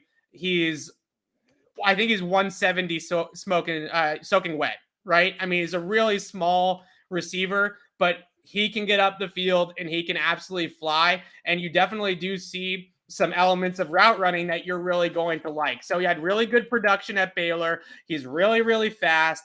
He has some of that ability underneath the defense. He's also, and again, he's thin, but he's tall. He's 6'1", 6'2".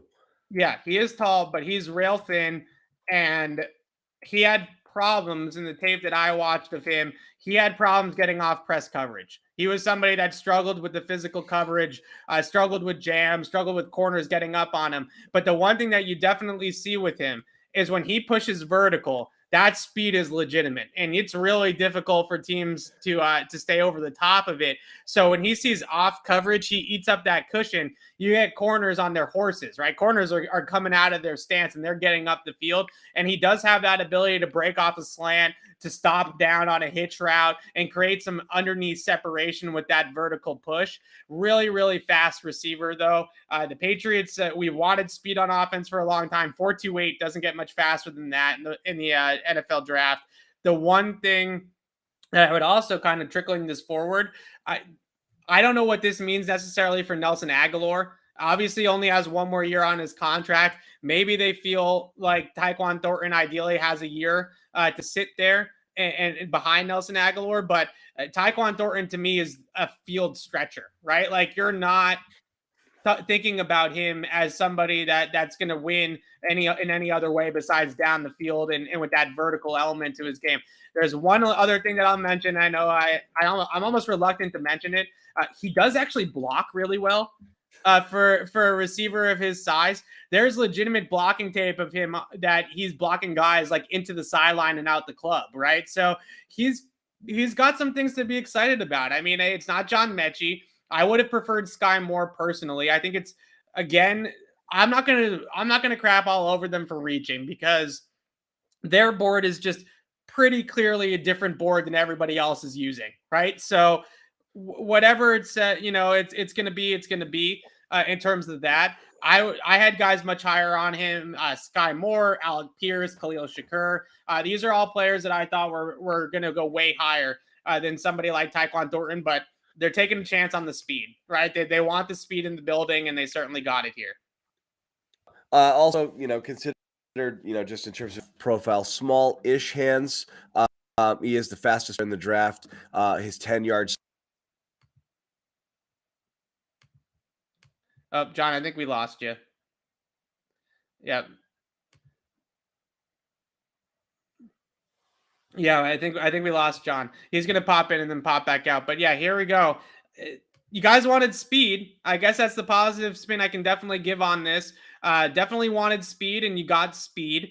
He can get up the field. He's a really, really fast receiver. Like I said, my board is a little bit different than theirs, but at this point in the draft, I'm not ready to slam them for their board being different than mine. Clearly, they're operating on a different board, and that's just life. So Taekwon Thornton, to me, has a lot of speed and a lot of ability to push the ball up the field. There's some tape of him that I really like underneath the defense too. He can run drag routes or underneath shallows across the field and create with the football in his hands in that respect. I'll post some clips on my Twitter here in a second of his when we log off. I think you guys are going to like what you see out of him. He can really fly. And I think the closest thing that as we get John back on here, I think the closest thing that I would say that Taekwon Thornton is to me of the skill set that they've had in the past, that's a player like that, is probably Brandon Cooks. Brandon Cooks is a decent comp in terms of what we've seen in the Patriots offense in the past. So we'll see. I think that this is an interesting pick. I'm not jumping for joy at it because I think it's a little early for Taekwon Thornton, but again, so here's the one thing I like. Again, what I like is they recognize the need. Yes. Okay. And I like that they got aggressive enough to move up and get the player. So what you have to put faith in is the team to know what they're doing. And you always want them to want something rather than to sit back and to settle or to trade back and say, whatever, I don't like any of these guys and I'll take one if I have to. So I always view that as a positive when a team moves up to get a player and they targeted this particular position, which means that they recognize that this is a position of need. However, it's really freaking hard not to mention the track record with drafting receivers, particularly when they go off the grid, and when they do, I would say Chad Jackson's the only one in, the whole that they've drafted over time, when Branch being another who was rated about where they should have been drafted. And everybody else was like, well, you took that guy, huh? What about these other 3 or 4 guys? They seem to be better. Why didn't you take one of them? None of those have worked out. And that's the fear. Whether it's Aaron Dobson, obviously N'Keal Harry, it just hasn't worked. They don't take a lot of swings here. Does this feel like a Belichick pick or a Groh pick? I lost you now. What the? Now you got to go. It seems like I'll hang out here for a little bit while Evan leaves and comes back. But again, that's kind of my thinking here is I like when they like a player. And obviously they liked something here and they moved up. I don't know whether or not any of the other players were clearly going to be better at this point. And Evan, are you going to pop out and back in? There he goes. But I'm just looking at the chat here. And it seems mixed. It seems mixed. It's hard for me to get really upset about fastest guy on at the combine. It's hard for me to get mad about it. Evan, go ahead.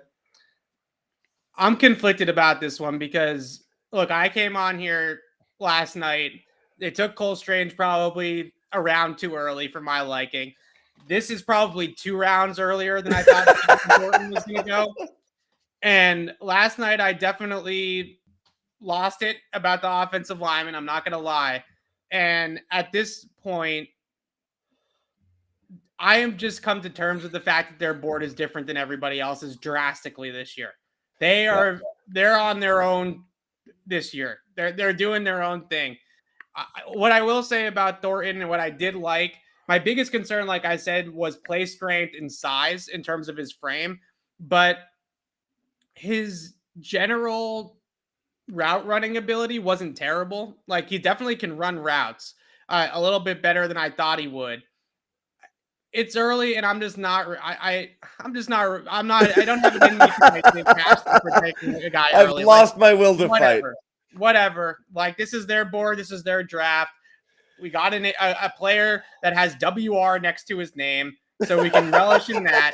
We can also relish in the fact that he ran a 4.28. That's literally the only reason I'm celebrating it is if they were going to go so hugely off the board in one direction or another, I'm just glad they did it with the WR next to it instead of going off the board and taking, some safety, who was, the Jordan Richards 2.0. Right. That would have killed me. Yeah. So the Pickens, whoa. Yeah, the Packers. Yeah, there goes Pickens. Yeah, Pickens goes to so the Steelers. So Steelers. This is bad to me because the Steelers are really good at drafting receivers. The Steelers are amazing at this, and the Steelers prefer George Pickens over your guy. That definitely. They might have drafted Thornton if he was still there. Maybe. Let's hope that they would have. Honestly, right? I mean, let's hope that they would have. He's fast. He gets up the field. When I watch receivers like in the Taekwon Thornton mold, I think the best compliment I can give a guy like that, you want to watch a guy that makes corners scared. Like, you want to watch a guy that makes corners concerned about the speed. And Taekwon Thornton has legit play speed at 4.28. Like, we're not talking about a Philip Dorsett. We might be talking about a Philip Dorsett, but we're not talking about somebody that it's fake speed. Like, I think Damiere Byrd is probably like a better example, right? Because we're not talking about somebody like Damiere Byrd who just looks really good in shorts and runs really fast down the field. This is somebody with pads on college football field at Baylor, ran 4.28. You can definitely see it. I think his route breaks are a little bit segmented, like a little bit not as quick and not as fluid at the top of the route than I would like to see. But I think at the X spot, they're probably going to run him vertical. They're going to run him on horizontal stretch across the field, and he's going to be fast. And that's going to be what it is. But this is Pickens. This is a guy most people had as a day 3 pick.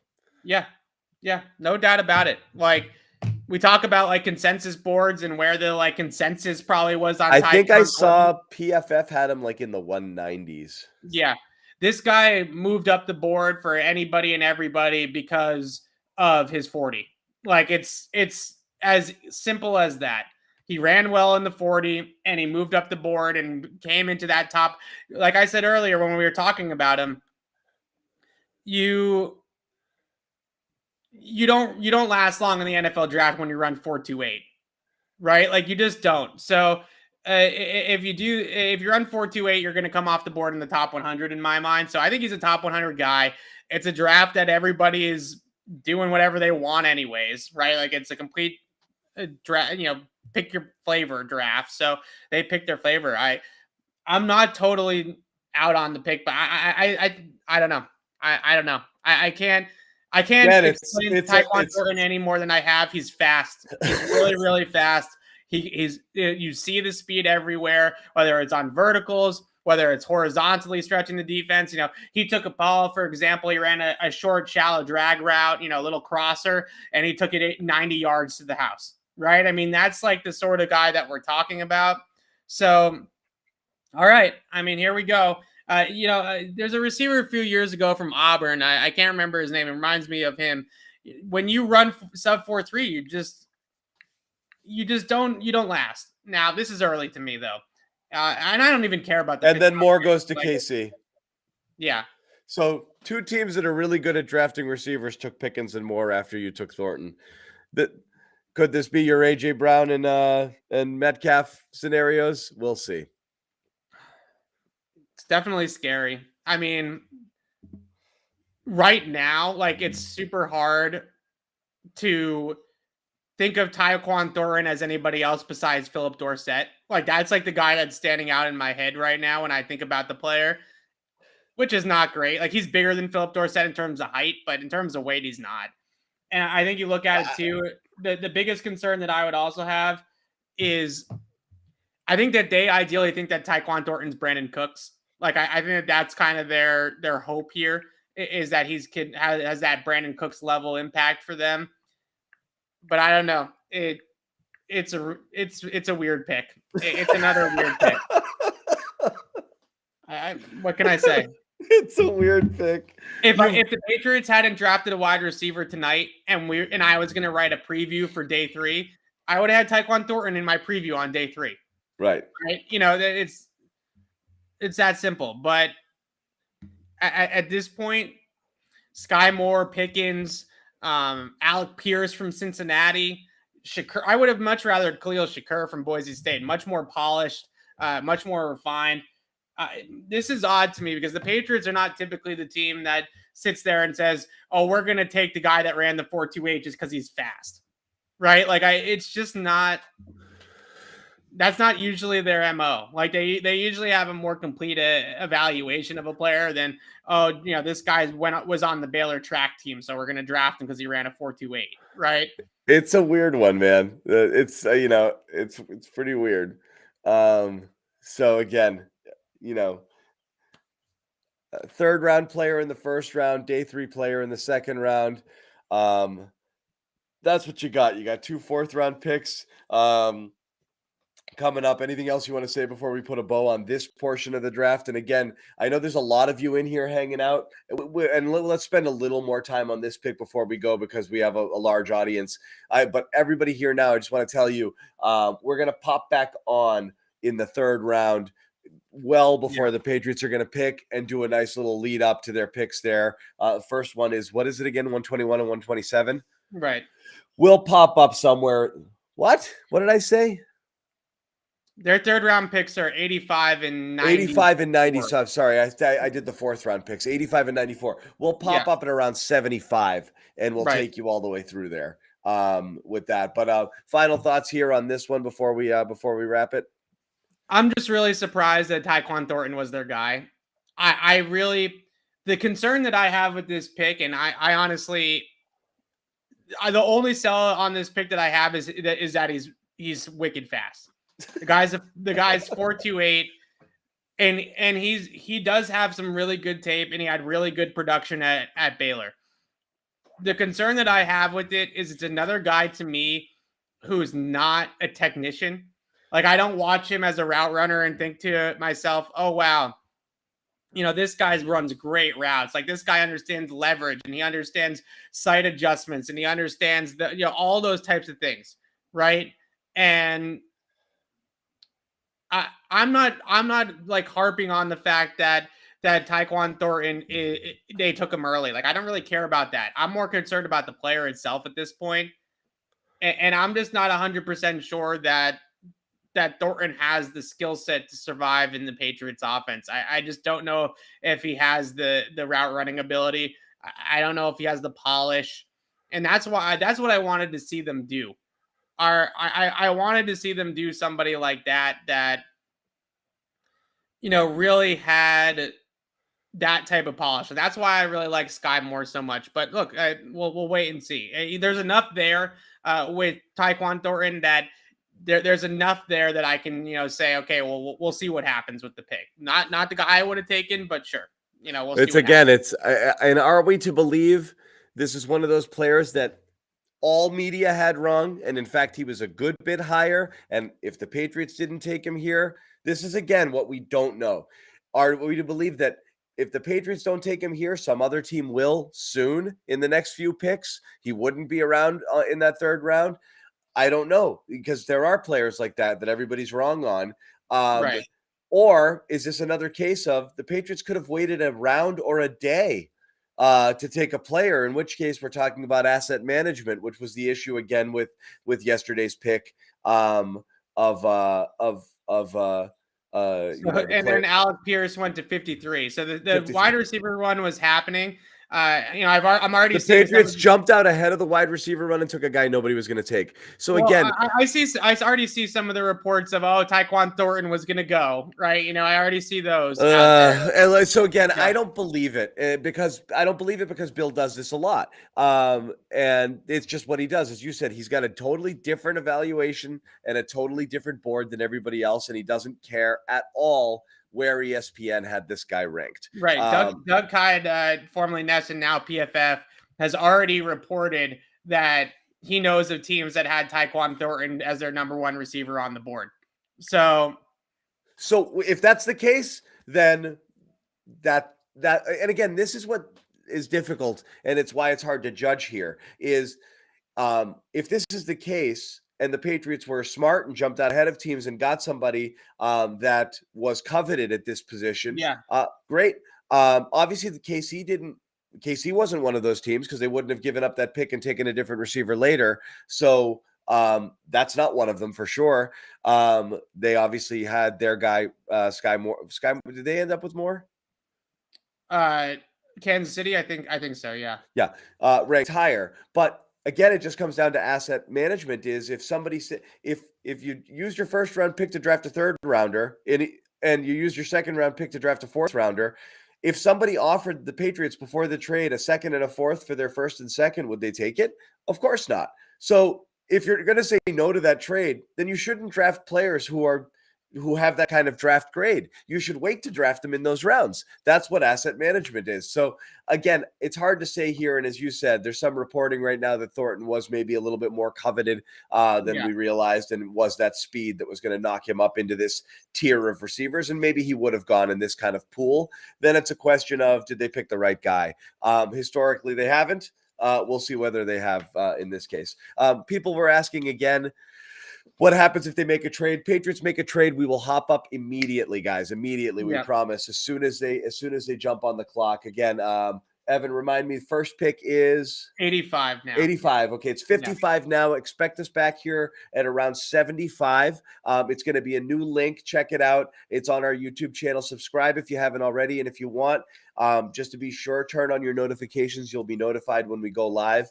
But we'll be jumping on to talk about that before we go. Again, the Patriots right now have 2 picks left, and let me pull it up here. My Brockton Wi-Fi is crawling a little bit. 2 picks remaining today on day 2. And obviously you've got the 2 fourth rounders. They don't like 5th rounders, so those are gone. One of these 2 picks is going to be a punter. We know this. We'll see what they do with the other one. But until then, we'll talk about it. Evan, are you going to be all right, buddy? No, look, I feel like everybody thinks I'm trashing on Taekwon Thornton. I honestly, I watched the guy. I think he's got some talent. He's definitely got speed, and he's definitely got an ability to use that speed in different ways. Like I said, I started off this analysis and said that I think that ideally he's Brandon Cooks for them. He's a 1,000-yard receiver. I don't know how much more praise you want me to give the guy. I think ideally he's Brandon Cooks. I think his floor is Philip Dorsett. I mean, that's pretty much where we're at with it. As long as the floor is not Bethel Johnson, we'll I don't think he's Bethel Johnson. I think he's got more skill than Bethel Johnson did. But yeah, that's where we're at. We're Philip Dorsett floor, Brandon Cook ceiling, that type of guy. I mean, what else do you want me to say?